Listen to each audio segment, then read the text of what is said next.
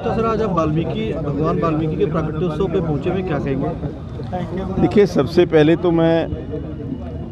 भगवान वाल्मीकि की जयंती के अवसर पर सभी पंचकुला वासियों को, सभी हरियाणा वासियों को, सभी देशवासियों को हार्दिक बधाई देता हूं, हार्दिक शुभकामनाएं देता हूं। महर्षि वाल्मीकि, भगवान वाल्मीकि कहें, उनका जो संदेश जो हजारों वर्ष पहले उन्होंने दिया था, समानता का संदेश, समरसता का संदेश, हम सब एक हैं, कोई ऊंचा नहीं, कोई नीचा नहीं, सब बराबर हैं। और उन्होंने जो संदेश दिया था वो शिक्षित बने, संगठित बने। सभी मैं आज अपने वाल्मीकि समाज के भाइयों से कहना चाहूँगा कि चाहे आपको एक वक्त की रोटी कम खानी पड़े, लेकिन बच्चों को शिक्षा ज़रूर दें। जितनी ज़्यादा से ज़्यादा शिक्षा बच्चों को देंगे, उतना ही समाज उन्नति करेगा, उतना ही देश उन्नति करेगा। तो मैं समझता हूँ कि आज जब हम भगवान वाल्मीकि की जयंती मना रहे हैं, और जैसा कि यहाँ के आयोजकों ने बताया कि हमारा भगवान वाल्मीकि जी का जो सेक्टर 12 के अंदर भवन है वो इनकम्प्लीट है, उसके लिए मैंने 11 लाख रुपए अपने जो DQ है उसमें से देने की घोषणा की है। और मैंने कहा कि अगर और भी आवश्यकता होगी तो हम और भी उसका प्रबंध करेंगे, ताकि ये जो भगवान वाल्मीकि जी का भवन है वो जल्द से जल्द बन करके तैयार हो। सर, 7 सरोकार आपके जो है उसके तहत आप स्लम फ्री एरिया की बात करते हैं, जिस तरह लोगों को झुग्गी झोपड़ी वाले जो लोग हैं उनके साथ फ्लैट देने की बात करते हैं, सर वो कुछ क्या कुछ देखिए, आपको याद है कि अभी जो हमारी लगभग 1 सप्ताह पहले नगर निगम की बैठक हुई थी, उस बैठक के अंदर सर्वसम्मति से एक प्रस्ताव पास हुआ है, जिस प्रस्ताव के माध्यम से जो सभी हमारे राजीव कॉलोनी, इंदिरा कॉलोनी, खड़ग मंगौली और जो अन्य स्थानों पर स्लम्स के अंदर रहने वाले लोग हैं, हमारे देश के प्रधानमंत्री नरेंद्र मोदी जी के आह्वान पर उन्होंने कहा कि सभी गरीब लोगों को रहने के लिए छत मिले, रहने के लिए आवास मिले। उनकी घोषणाओं को देखते हुए, उनकी इच्छाओं को देखते, उनके आदेश को मानते हुए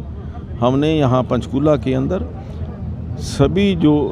हमारे स्लम एरिया के अंदर रहने वाले लोग हैं उनको प्लॉट देने का प्रस्ताव पास किया है, और मुझे आशा है कि वो जल्दी ही इसके ऊपर कार्रवाई होगी। सर, एक नशे के प्रति आपने काफ़ी दुख जताया कि काफ़ी जो युवा लोग हैं नशे के प्रति जो है जागरूक होते जा रहे हैं, जबकि उनको नशे से हटना चाहिए। इसके प्रति आपने यहाँ तक भी कहा कि अगर कोई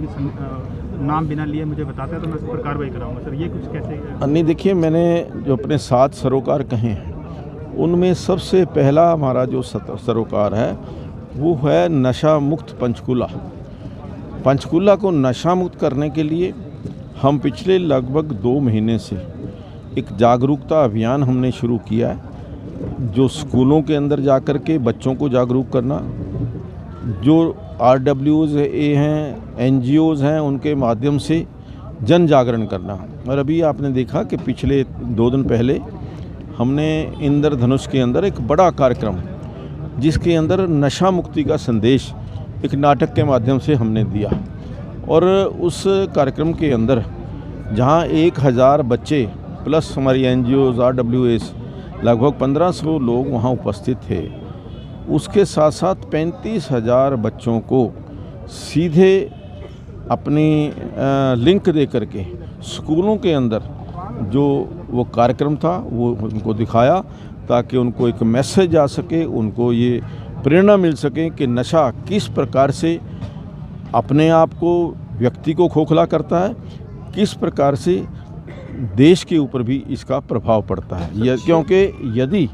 हमारा युवा नशे की लत में पड़ जाता है तो उससे देश को बड़ा भारी नुकसान होता है। सर, लगभग 6 महीने पहले PWD रेस्ट हाउस में भी एक नशे के ऊपर मीटिंग हुई थी, जिसमें आपने कुछ दुकानों को चिन्हित करते हुए पुलिस विभाग को कहा था कि ये सड़क किनारे जो दुकानें खड़ी होती, जो ये पुरानी गाड़ी में सामान बेचते हैं, इनको हटाया जाए। अब तक उस पर कोई कार्रवाई नहीं हुई है। कार्रवाई 2 या 3 अभी मेरे ध्यान में है। एक तो यहाँ पुराना पंचकुला के अंदर खड़ी है, 3 स्थान अभी भी। आज मैंने सुबह एक समाचार पत्र के अंदर एक समाचार आया था और कुछ उन्होंने स्थान इंडिकेट किए थे। मैंने तुरंत यहाँ के डिप्टी कमिश्नर पुलिस से उनको आदेश दिया है कि जो आज ये नशे के बारे में जो न्यूज़ आई है इसका संज्ञान लें और जहाँ जहाँ भी इस प्रकार का नशा बिक रहा है उसके ऊपर कार्रवाई करें। सर एक आखिरी सवाल सर कि अतिक्रमण मुक्त का जो आपका 7 सरोकार है उसके अंदर ये भी एक सपना है आपका 7 सरोकार में। सर अतिक्रमण मुक्त के तहत जिस तरह से जो दवा की बात करी जा रही है, जो रेडी फड़ी जो लगाते हैं, दवा की दुकानें लगाते हैं जिसके आप नशे की बात जिसमें कही जा रही है, इनके ऊपर सर कुछ चलान की कोई खास प्रक्रिया नहीं, क्योंकि जो मोटर एक्ट के तहत पुलिस भी कार्रवाई नहीं कर पाती है और ना ही अतिक्रमण विभाग के जो विंग अधिकारी हैं वो भी कार्रवाई कर पाते हैं। अब की बात जो ये नगर निगम का हमारा ये था